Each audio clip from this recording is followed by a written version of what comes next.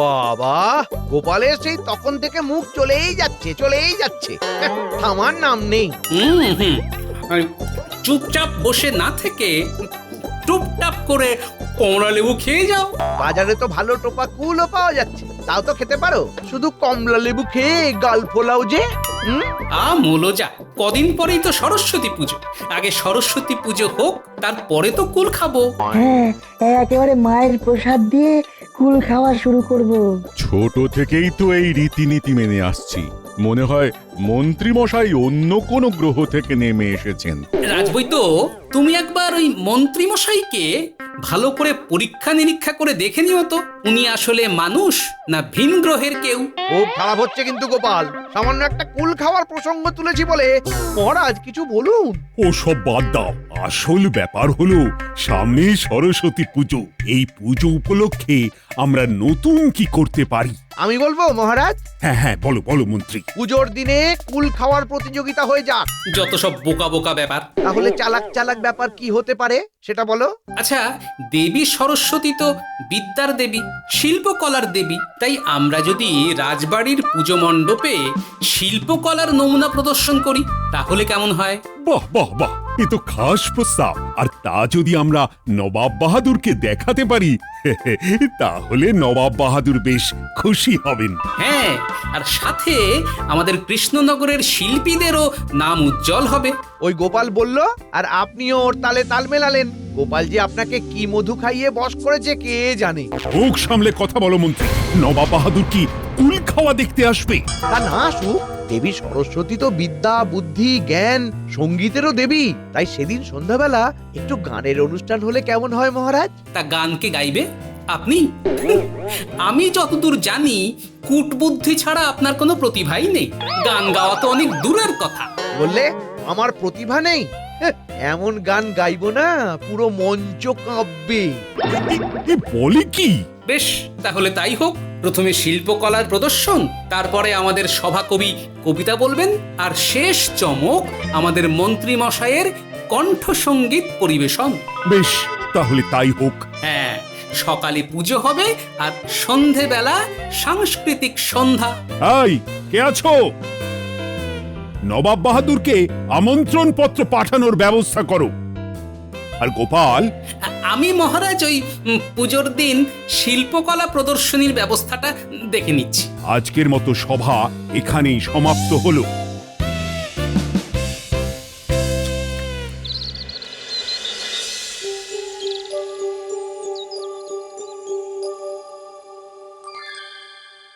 আরে আরে আরে, তোমার কি হয়েছে বলো তো? তুমি এরকম এদিক থেকে ওদিক আর ওদিক থেকে এদিক করছো কেন? আরে আরে, নিজেকে হাম বড় দেখাতে গিয়ে একটা এমন কথা বলে ফেলেছি না, এখন নিজে পস্তাচ্ছি। আরে কি বলেছো আর কিভাবে পস্তাচ্ছো কিছুই তো বুঝতে পারছি না। আরে আমি রাজসভায় বলেছি যে আমি সরস্বতী পুজোর দিন গান গাইবো। তুমি আর গান? এই এই তুমি এখনই হাসছো? আরে এখন আমাকে কিছু একটা ব্যবস্থা করতেই হবে, নইলে আমার মুখ পুরো আলকাতরা হয়ে যাবে একদম। ও, এখনো সরস্বতী পুজো আসতে কয়েকটা দিন বাকি আছে। তুমি বরং কোনো শিক্ষকের কাছে গিয়ে এই কদিন গান শেখো গো। ঠিক বলেছো, তাই ভালো। তা তোমার চেনা জানা কোনো গানের শিক্ষক আছে? পাড়ার একজন সঙ্গীত শিক্ষকের কথা শুনেছিলাম। তুমি কিন্তু যেতে পারো। হ্যাঁ, রাতের দিকেই যেতে হবে। লুকিয়ে লুকিয়ে শিখবো আর সরস্বতী পুজোর সন্ধ্যাবেলা চমক দেবো।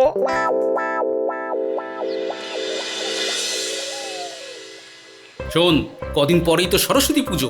এবারে রাজবাড়ির দালানে ধুমধাম করে পুজো হবে। তোরা পুজোর জোগাড় যন্ত্রে সহযোগিতা করবি কিন্তু। সে ব্যাপারে তুমি একদম চিন্তাই করো না গোপাল দাদু। ব্যাস, তাহলে তো আর চিন্তাই রইল না। যাই, আমি এবার ওই শিল্পীদের সাথে কথা বলে আসি। হ্যাঁ, আমাদের কৃষ্ণনগরে মাটির পুতুল বিখ্যাত, তাহলে শিল্প প্রদর্শনীতে মাটির পুতুলও দেখানো হবে, তাই না দাদু? একদম তাই।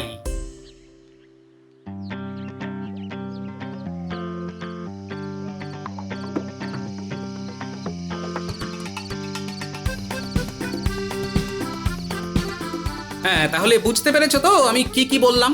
হ্যাঁ গোপাল দাদা, আমি সরস্বতী পুজোর দিনই সব কিছু রাজবাড়িতে পাঠিয়ে দেব। বেশ বেশ বেশ, খুব যত্ন নিয়ে কাজ করো। হ্যাঁ,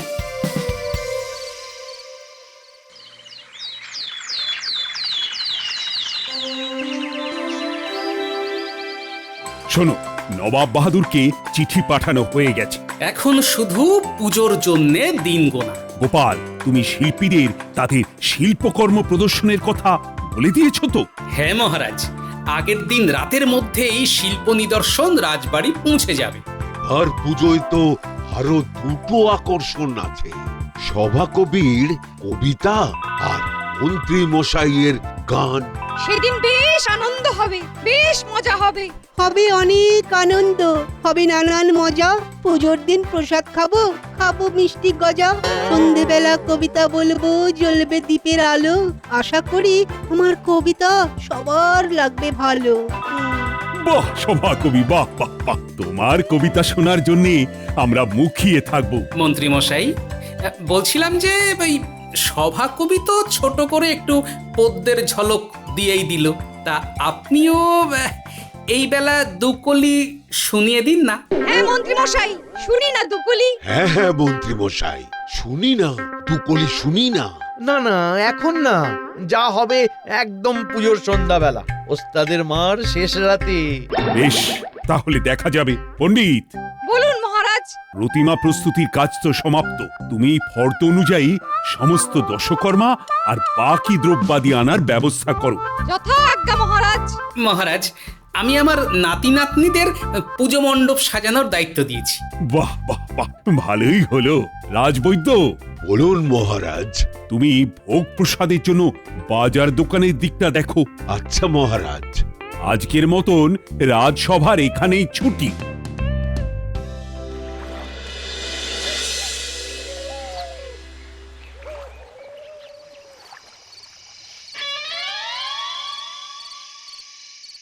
আ আ আ আ আ হবে না, হবে না, হবে না, তোমাকে দিয়ে গান হবে না। সঙ্গীত শিক্ষকও তো তাই বললেন। কি যে হবে বুঝতে পারছি না। আমরা যতক্ষণ আপনার পাশে আছি, আপনি একদম চিন্তা মুক্ত থাকুন। সমস্যা বলুন ফটাফট, সমাধান হবে ঘটাঘট। সমস্যা তো নিজেই তৈরি করেছে। গানের গ জানে না, এদিকে সরস্বতী পুজোয় তোদের মন্ত্রী মশাই নাকি সবাইকে গান শোনাবেন। তা মন্ত্রী মশাই, আপনি তো একজনের কাছে গান শিখছেন। ও এখন শিখে কোনো লাভ নেই। মরণকালে ভগবানের স্মরণ করে কি আর লাভ আছে? বুঝে গেছি, আপনার গলা এখন পাকা বাঁশ হয়ে গেছে। কাঁচা কঞ্চি হলে না হয় বাঁচানো যেত। এত বকচালি না দিয়ে তোরা কোনো উপায় বের করতে পারবি কিনা বল। উপায় তো আমার মাথায় চলে এসেছে, কিন্তু কিন্তু কি? কিন্তু আমাদের ডান হাতে খুব চুলকনি হচ্ছে। আপনি কিছু দিলেই চুলকানি বন্ধ হয়ে যাবে, আর উপায়টা মাথা থেকে মুখে চলে আসবে। পুরো শেয়ানা হয়ে গেছিস তোরা। সবই আপনার সঙ্গ দোষ। ইয়ে না মানে সঙ্গ গুণ। এই তো আর হাত চুল করছে না। এবার বলতো, বল বল বল, বুদ্ধিটা কি? শুনুন, সরস্বতী পুজোর সন্ধ্যেবেলা আপনি গান গাইবেন, দারুণ গান গাইবেন। সবাই মুগ্ধ হয়ে শুনবে, হাততালি দেবে, কিন্তু আপনি গান গাইবেন না। কি যাতা কথা বলছিস? আমি গান গাইবো, আবার আমি গান গাইবো না? আজলাম হচ্ছে। আহা, বুঝতে পারলেন না? আপনি গান গাওয়ার অভিনয় করবেন। মানে মানে বটা বোঝাতে চাইছে আপনি শুধু মুখটা নাড়বেন, কিন্তু ওই মঞ্চের পেছন থেকে গান গাইবে আপনার সঙ্গীত শিক্ষক।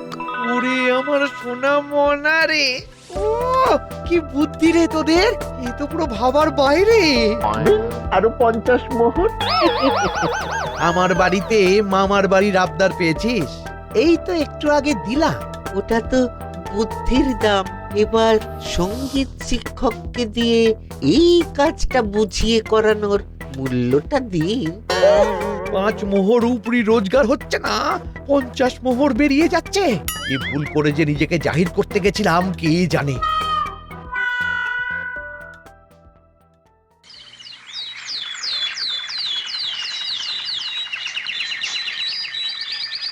যাক বাবা, সকাল সকাল পুকুর পাড়ে পৌঁছে গেছি। এবার ঝট করে তেল হলুদ মেখে ফট করে জলে নেমে পড়ব, ব্যাস।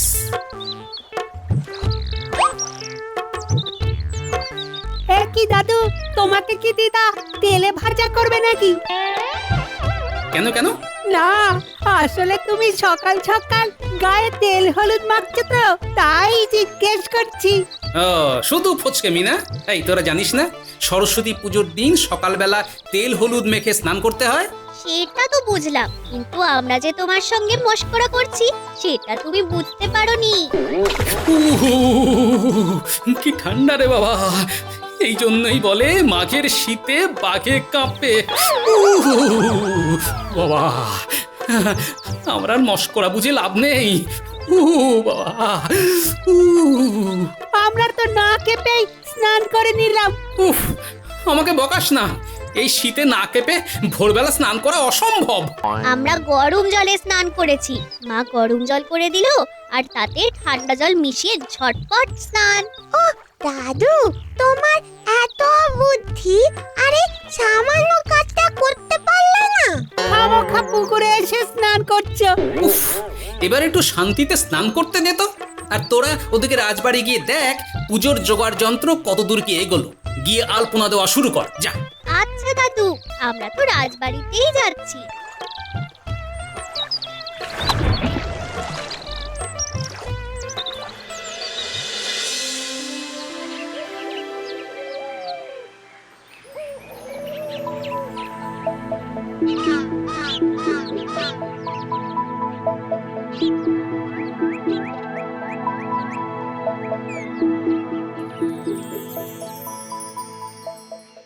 ওই রে, তোদের আলপনা কখন শেষ হবে?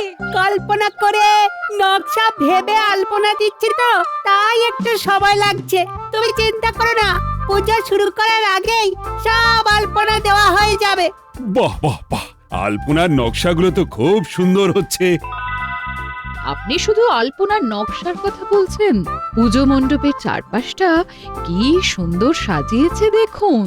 সত্যি, গোপালের নাতি নাতনিগুলো বেশ করিতকর্মা। সে তো বুঝলাম, কিন্তু এত সব কাজের মধ্যে একটা কাজ এখনো বাকি আছে। কি কাজ পণ্ডিত মশাই? পুজোর সামগ্রী সব এসেছে, কিন্তু আমি বেল পাতা দেখতে পাচ্ছি না। আপনি শুধু একবার হুকুম করুন। বেল পাতা কেন, বেল গাছ নিয়ে চলে আসবো। না না, গাছ লাগবে না, শুধু পাতা হলেই চলবে।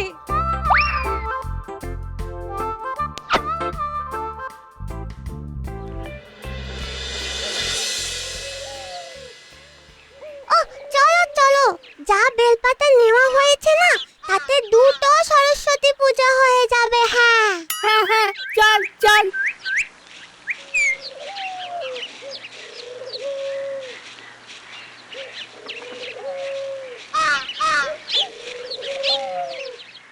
তাহলে ওই কথাই রইলো, আমি মঞ্চে ওঠার পর আমি গলা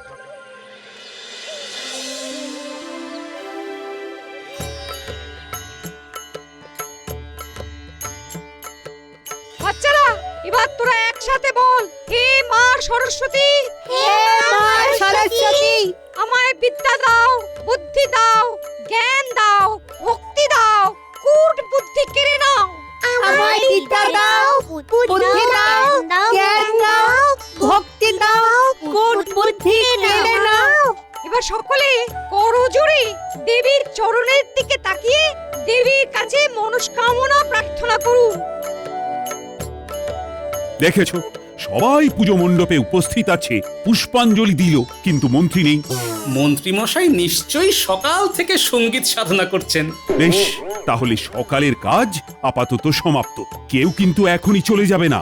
সবাই ভোগের প্রসাদ খেয়ে তারপরে বাড়ি যাবে। তারপর আবার তো সন্ধেবেলায় সাংস্কৃতিক অনুষ্ঠান আর শিল্প প্রদর্শনী দেখতে আসবো। হ্যাঁ, নিশ্চয়ই নিশ্চয়ই।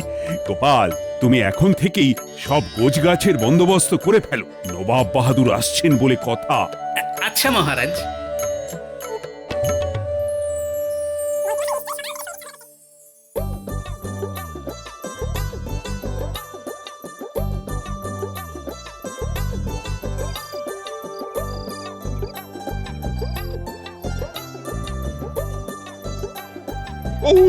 বহুত খুব কি সুন্দর সব হাতের কাজ। সত্যি কৃষ্ণচন্দ্র, আমি মুগ্ধ। এত সুন্দর নিখুঁত কাজ আমি আগে কখনো দেখিনি। সবই আমাদের শিল্পীদের কাজ আর দেবী সরস্বতীর আশীর্বাদের ফলশ্রুতি। তাহলে শিল্প প্রদর্শনী তো হলো, এবার আমাদের সাংস্কৃতিক অনুষ্ঠান শুরু হোক।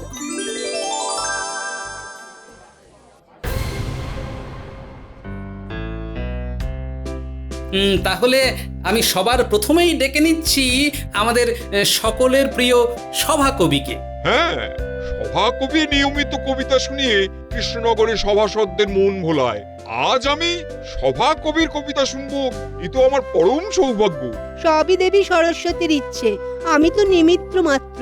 তাহলে সভাকবি শুরু করো তোমার কবিতা। বিনা পানি দেবী তুমি, সে তো পদ্মে বিরাজ। তোমার বাহন হলেন শ্বেত হংসরাজ। তুমি দেবী ভগবতী সরস্বতী নাম, মর্তে পূজিত হও স্বর্গে তোমার ধাম। তোমার করুণায় লোক হয় বুদ্ধিমতী। তুমি মাগো পলাশ প্রিয়া অগতির গতি। বাগ দেবী ব্রহ্মাণী তোমার অনেক নাম। ভক্তি ভরে তোমাকে দেবী করি যে প্রণাম। বহুত খুব।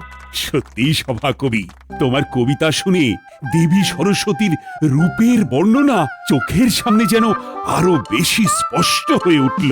সবই দেবী সরস্বতীর ইচ্ছে। এবার আমরা তাকে ডেকে নেব যার গান শোনার জন্য আমরা সকলে অধীর আগ্রহে বসে আছি। কৃষ্ণনগরের বিখ্যাত সঙ্গীত শিল্পী, অভূতপূর্ব ব্যক্তি, আমাদের সকলের প্রিয় মন্ত্রী মশাই। আসুন মন্ত্রী মশাই, এই মঞ্চ আপনার। অগ্রিম শুভেচ্ছা মন্ত্রী। তাহলে শুরু করো তোমার গান। হ্যাঁ,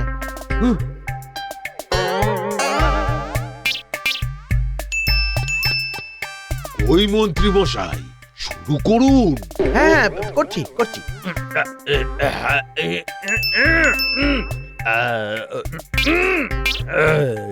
কি হলো মন্ত্রী, তুমি কখন গান গাইবে? আমার আর তর সইছে না। আমি তো তোমার গান শোনার জন্যই অধীর আগ্রহে অপেক্ষা করছি। হ্যাঁ, করছি।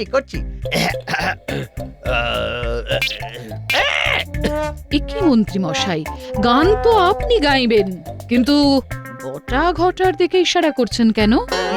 মানে আসলে কি ইয়ে করছো? এই বটা ঘটা, তোরা তখন থেকে কি ঘাড় নাড়ছিস বলতো? আমরা তো তখন থেকে বোঝাতে চাইছি গান হবে না মন্ত্রী মশাই, গান হবে না। সব পরিকল্পনা ঘেঁটে গেছে। মানে কিসের পরিকল্পনা? আমি বলছি মহারাজ। এই ন্যাপলা, গুলটে, ট্যাপা, পুটি, পুচকে, তোরা ওনাকে নিয়ে আয়। দূর সব ভেস্তে গেল। কি ভেস্তে গেল? আমি বলছি শুনুন। সকালে যখন আমার নাতি নাতনিগুলো বেলপাতা আনতে জঙ্গলে যায়, তখন ওরা বেলপাতা এনে ফেরার সময় দেখে। তাহলে ওই কথাই রইলো, আমি মঞ্চে ওঠার পর আমি গলা খাঁকড়াবো আর আপনি গান গাওয়া শুরু করবে, কেমন? হ্যাঁ শিক্ষক মশাই, আপনি শুধু গেয়ে যাবেন আর আমাদের মন্ত্রী মশাই আপনার গানের সুরে তালে মুখ নাড়িয়ে যাবেন। এতে কেউ বুঝতে পারবে না যে আসলে গানটা কে গাইছে। কারণ আমি আমার বেসুরো গলায় গান গাইলেই সবাই পালিয়ে যাবে। আচ্ছা, তাহলে ওই কথাই রইলো, ঠিক সন্ধে। তারপরে যখন নবাব বাহাদুর আর বাকিরা সবাই একটু আগে শিল্পকলা প্রদর্শনী দেখতে ব্যস্ত ছিলেন, ঠিক সেই সময় লোকচক্ষুর আড়ালে এই গানের শিক্ষক মশাই মণ্ডপের পিছনে চলে যান। কিন্তু দাদুর কথাবার্তা আমরা প্রস্তুত ছিলাম, আর আমরা ঝুপ করে ওনাকে ধরে ফেলি। ছি মন্ত্রী, ছি! তুমি তো নবাব বাহাদুরের সামনে আমার নাকটাই কেটে দিলে। আর এই যে সঙ্গীত শিক্ষক, তুমি এত অসৎ হতে পারলে? আমি বাধ্য হয়ে এসেছি মহারাজ। মন্ত্রী মশাই আর ওনার ওই দুই সাগরে বটা ঘটা আমাকে বলেছিল যদি না ওনাদের কথা মতো কাজ করি তাহলে আমাকে রাজ্য থেকে তাড়িয়ে দেবে। আমি নিরুপায় মহারাজ। এবার আমি মন্ত্রীকে আমার রাজ্য থেকে তাড়াবো। ছি মন্ত্রী ছি, আমি কত আশা নিয়ে এসেছিলাম, শেষে সেটা হতাশা হয়ে গেল। ভুল হয়ে গেছে, শেষবারের মতো ক্ষমা করে দিন মহারাজ, শেষবারের মতো। এই পুণ্য তিথিতে শুভ দিনে বলছি, আর করবো না এরকম পাপ কাজ মহারাজ। না না না না, তোমাকে আমি রাজ্য ছাড়া করবই।